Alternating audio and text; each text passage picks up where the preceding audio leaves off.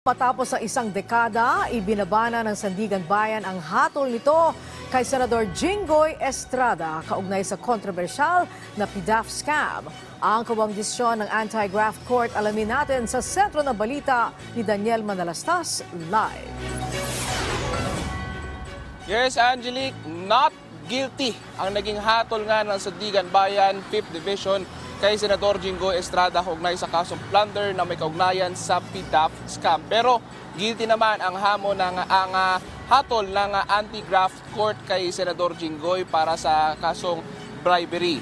Mag-aalas 9 ng umaga nang dumating si Estrada sa Sandigan Bayan para sa promulgation niya ngayong araw.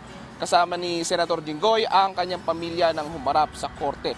Sa ibinabang desisyon ng Sandigan Bayan 5th Division, bagamat not guilty ang senador sa plunder case, guilty naman ang senador sa direct at indirect bribery na may parusang kulong na aabot sa 8 hanggang 9 na taon. Ang co-accused naman ni Estrada na si tinaguriang pork barrel scam queen na si Janet Lim Napoles, acquitted din sa kasong plunder. Pero guilty ang hatol ng Sandigan Bayan para sa 5 counts ng corruption of public officials. 8 hanggang 10 taon na pagkakulong naman ang parusa kay Napoles. Bagamat guilty si Senador Estrada, maaari pa rin itong umapila sa Sandigan Bayan o di kaya naman maghain ng petisyon sa Korte Suprema. Pero sabi ng Senador, gagamitin nila ang mga legal na hakbang kaugnay ng kanyang kaso. Narito ang ilang bahagi ng panayam kay Senador Jinggoy Estrada. I did not steal any money. I did not receive any money.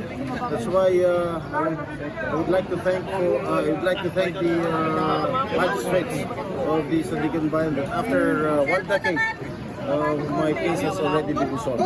Well, of course, kahit lumagal, maganda naman yung resulta, maganda naman yung kamay. Kaya ako'y nagpapasalamat unang-una sa ating Panginoon, pangalawa sa ating mga maestrado dito sa Sandigan Bayan, yung aking pamilya who stood with me, by me, to thick and thin. Well, nothing is final, okay? That is appealable. We will file the necessary motion for reconsideration before the Sandigan Bayan. Yes, I will instruct my lawyers to exhaust all legal options. Ayon kay Senate President Juan Miguel Zubiri, nabalitaan na nila ang naging hatol ng Sandigan Bayan kay Senator Estrada. At habang di pa pinal at executory ang desisyon ng korte, ay magpapatuloy pa rin aniya si Estrada sa kanyang tungkulin bilang senador ng Republika.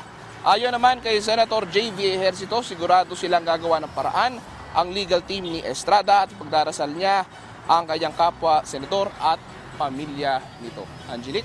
Okay, so Daniel, bailable ba itong kasong bribery at maaari pa ba siyang humawak ng public office? Gayong nagsalita na rin ngayon si Senate President Zubiri na hindi naman siya tatanggalin sa kanyang pwesto hanggang hindi sa final executory ang desisyong ito.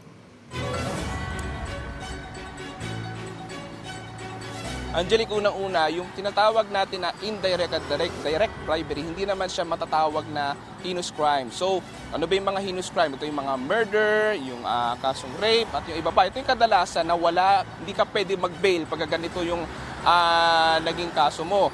Pero sa estado ni Senator Jinggoy Estrada, appealable naman kasi yung kasong indirect at direct bribery. Kaya naman, mahaba-haba pa yung proseso nito na ating susubaybayan. Kung pwede kasi siya maghain muna ng motion for reconsideration sa Sandigan Bayan o di kaya naman kung talagang madedenay siya dito sa Sandigan Bayan, pwede pa siyang umakyat sa Supreme Court. Kaya mahaba-haba pa. At hindi naman siya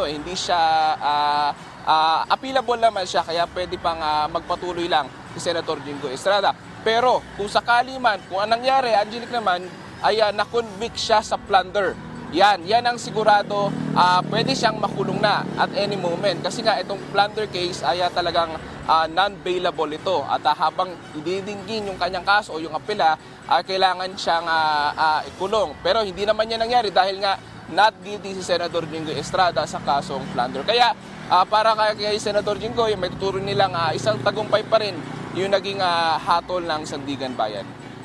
Okay, isa pa, meron din bang epekto sa kasong ito ang tinatawag na parliamentary immunity?